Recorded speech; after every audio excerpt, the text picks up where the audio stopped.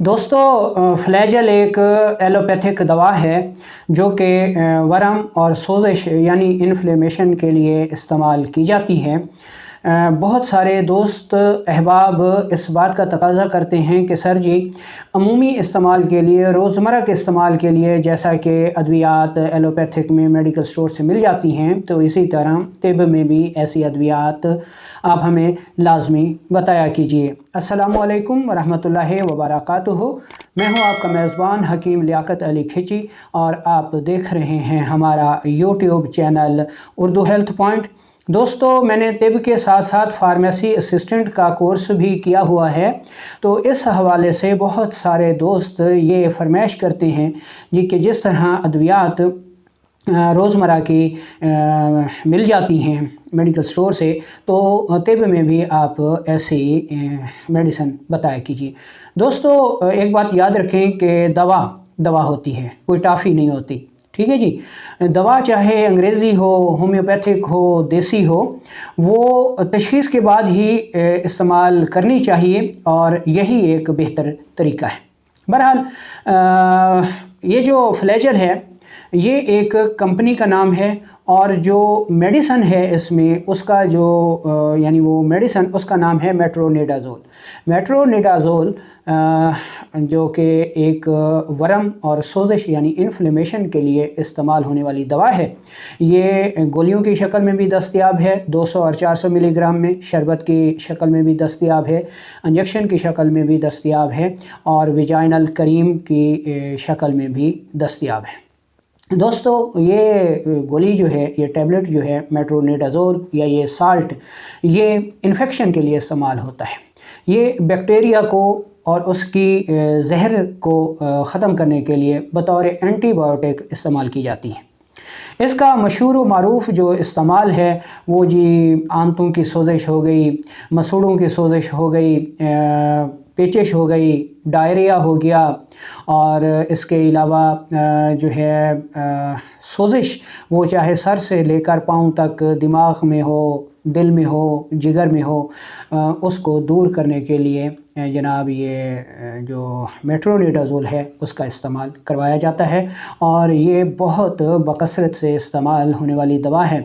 इसका बहुत ज़्यादा इस्तेमाल एलोपैथिक मुआलजीन करते हैं, ख़ास तौर पे ऐसी सूरत में जब बच्चों को डायरिया हो, डायसेंट्री हो यानी पेचिश हो, या बच्चे के डिलीवरी के बाद या ऑपरेशन के बाद, या मसूड़ों की सूजन हो जाए, दांतों का दर्द हो जाए, ठीक है जी, बवासीर की सोजिश हो जाए, पेशाब में जलन हो जाए, तो ऐसी सूरतों में ये जो मेट्रोनिडाज़ोल है इसको बहुत ज़्यादा इस्तेमाल किया जाता है। ये तो हो गए इसके फ़वाइद। अब हम कुछ मेट्रोनिडाज़ोल के जो साइड इफ़ेक्ट आते हैं उसको देख लेते हैं।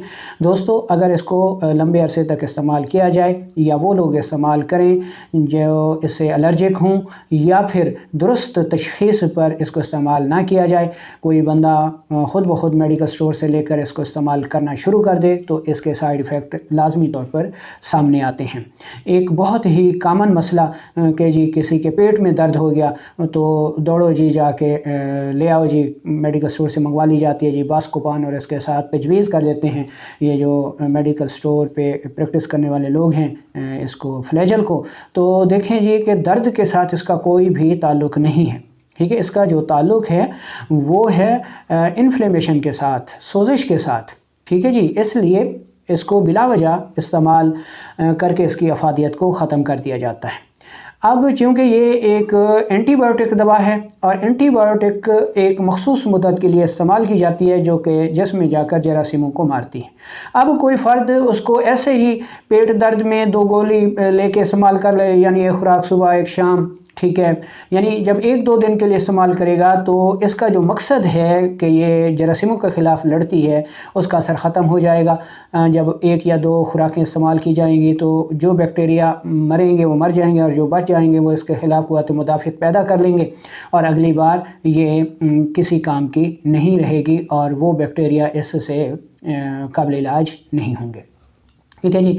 अच्छा, सबसे बड़ा इसका मसला तो ये हो गया। इसके अलावा इसके इस्तेमाल से जनाब कानों में खुश्की हो जाती है, कानों में साएँ साएँ की आवाज़ें आती हैं, ठंडे पसीने आते हैं, दिल भी घबरा सकता है।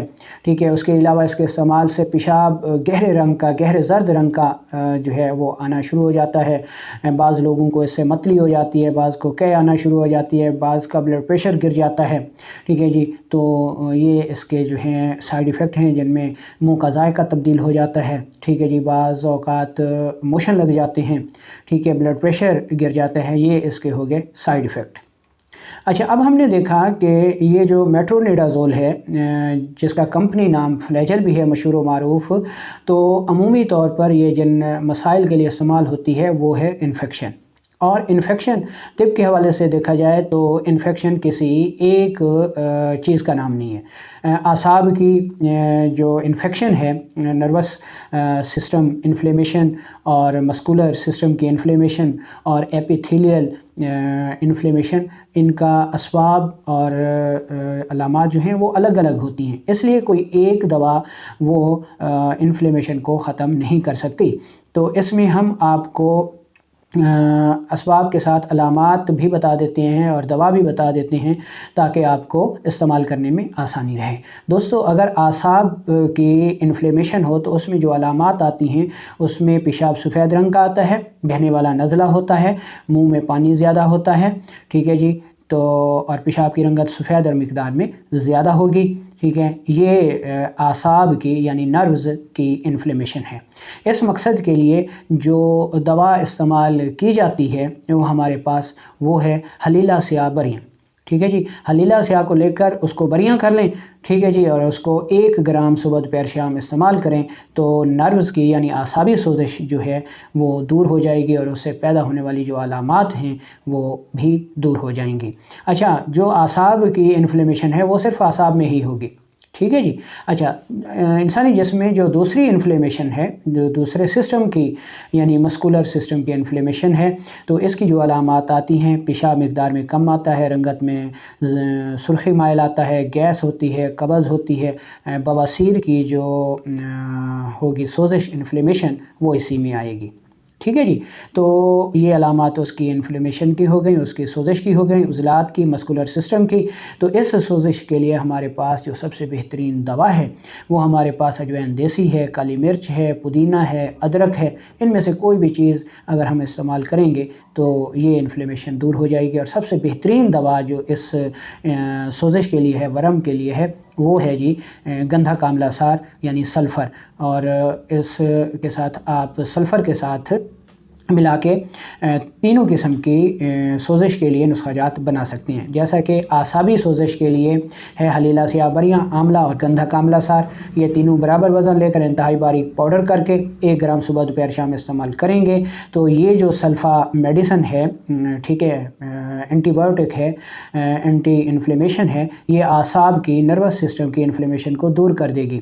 दूसरी जो मस्कुलर सिस्टम की इन्फ्लेमेशन होगी उसमें हमारे पास अजवैन देसी 100 ग्राम है, पुदीना 50 ग्राम है और गंधा कामला सार 50 ग्राम है।